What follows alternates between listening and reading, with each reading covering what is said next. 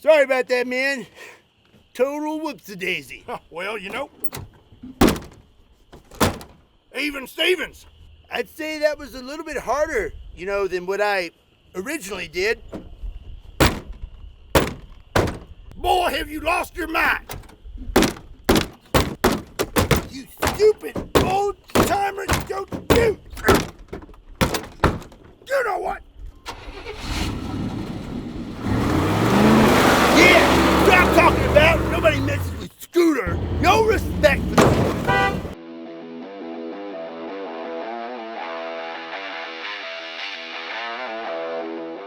What's up, everybody? My name is Scott, and you're watching Kentucky Ballistics, and today we're back answering questions that nobody asked. And today, we're talking about muzzle brakes. Muzzle brakes are typically made out of some sort of alloy and reduce recoil and muzzle rise when firing a gun. This is achieved by gases escaping through tiny or large ports in the muzzle brake. But my question is, why are they made out of metal? Why not wood? It's lighter, cheaper, and so much more aesthetically pleasing. So today I have several muzzle brakes made out of exotic wood ranging from 9mm all the way up to 50 BMG, and we're gonna find out if wooden muzzle brakes are effective or is it just a fun way to make toothpicks?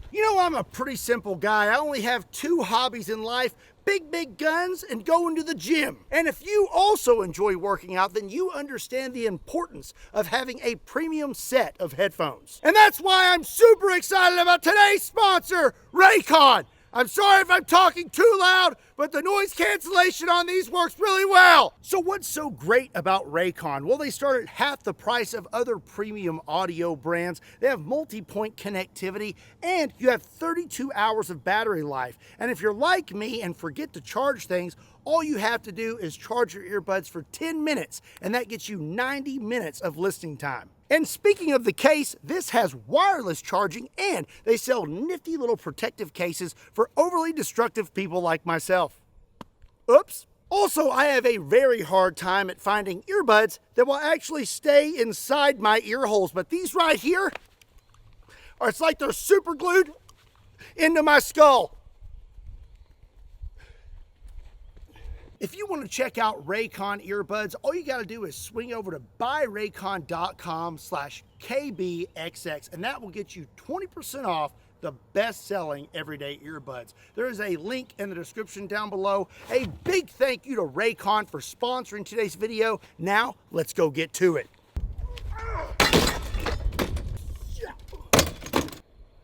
So up first we have 9mm. This is a Shadow Systems 9mm, and I'm loaded up with 10 rounds of Underwood ammo, 124 grain full metal jackets. Let's get started by taking a few shots at those sodas.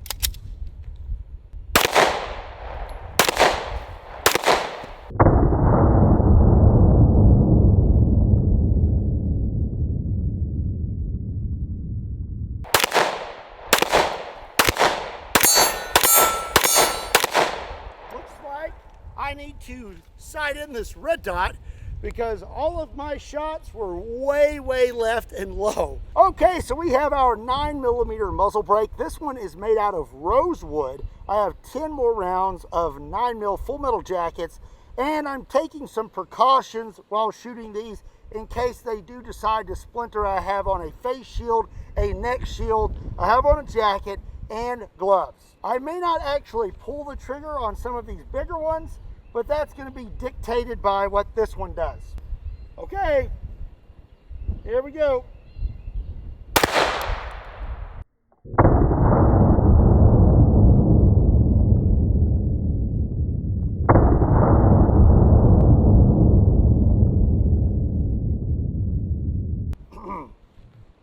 Well, if the 9mm muzzle brake did that, I'm very curious to see what these other ones are going to do. So now we are going to move on to rifles. Up next is going to be an AR-15 chambered in 5.56, equipped with a 20-round mag. Let's take a few shots with it first at that can of taco meat.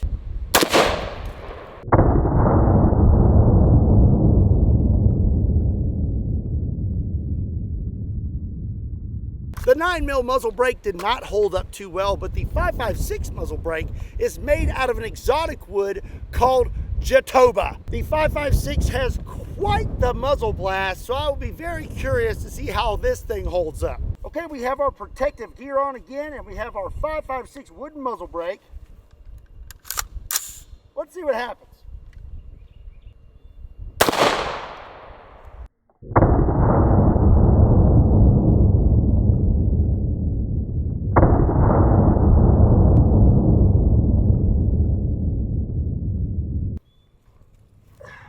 I think that's from the 5.56. Yeah, because I can still read a little bit of splinters on there. That was pretty eventful. That 5.56 had quite a bit of muzzle blast, so I'm very excited to see what happens with these next calibers. So up next, we're gonna step it up to 308. This is a Taurus Expedition bolt action rifle, and I'm loaded up with some Underwood ammo, 168 grain boat tail hollow points. Before we try out our muzzle brake, let's blast that 6-pound can of pudding. I don't have an optic on here though, so I'm just gonna kind of wing it. I may get covered in pudding. Okay.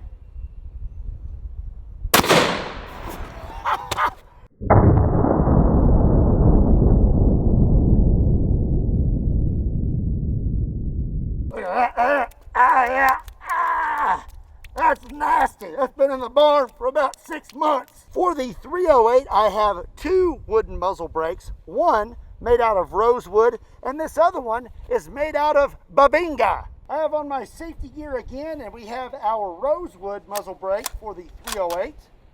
Let's see what happens. Here we go. Okay, that did not work.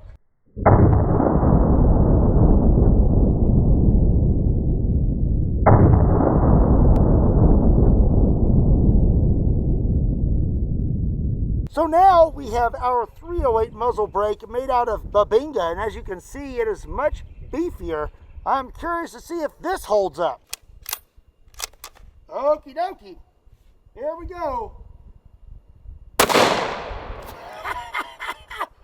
Okay, I mean, I think I'm starting to see why muzzle brakes are not made out of wood.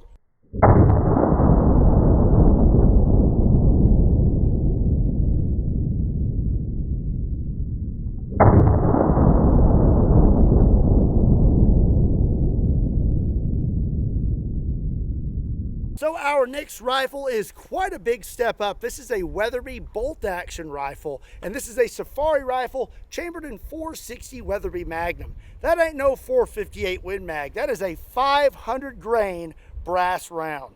And before we try out our muzzle brake, let's blast that 6-pound can of hominy. There is hominy everywhere. That never gets old.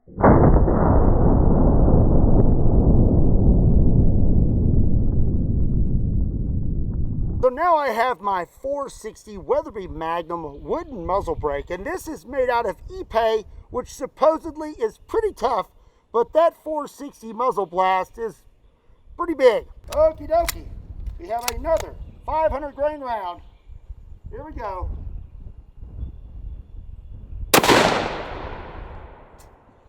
I don't think that Ipe was tough enough.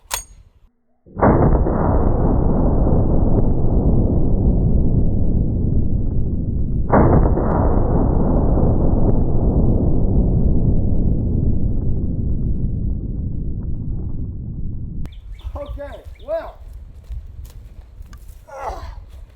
that got launched pretty far. I'm about 30 yards from where we shot, and this thing just completely detonated. So our final caliber today is going to be 50 BMG. I have a wooden 50 BMG muzzle brake, and this thing is made out of Ipe, and we have it attached to the Serbu RN50. But it's so weird, ever since I attached it to this gun, my neck will not stop itching. And as you can imagine, for this shot, I will be placing this in a lead sled and pulling a string.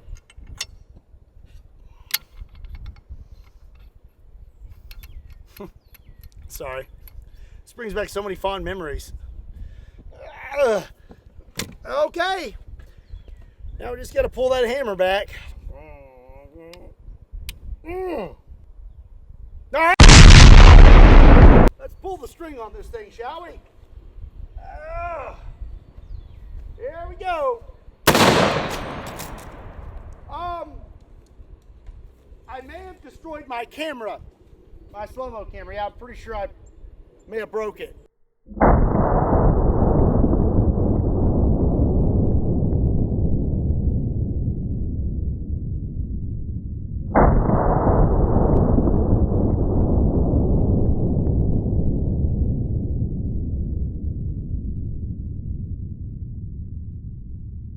So good news is it looks like all that got damaged on my slow-mo camera is the HDMI cable. You can see it's kind of bent, so something smacked that, but the camera as a whole is good. Somewhere right now, Gavin with the slow-mo guys is having a really tight pain in his chest and he has no idea why. Now, as for our 50 BMG muzzle brake, I'm gonna say that wood definitely is not a good option for a 50 BMG muzzle brake. And I guess wood as muzzle brakes in general, I see now why they don't use it. It is pretty and it is light, but not super durable. But I guess if you were looking for a very quick and effective way to disperse toothpicks, that would be a good option.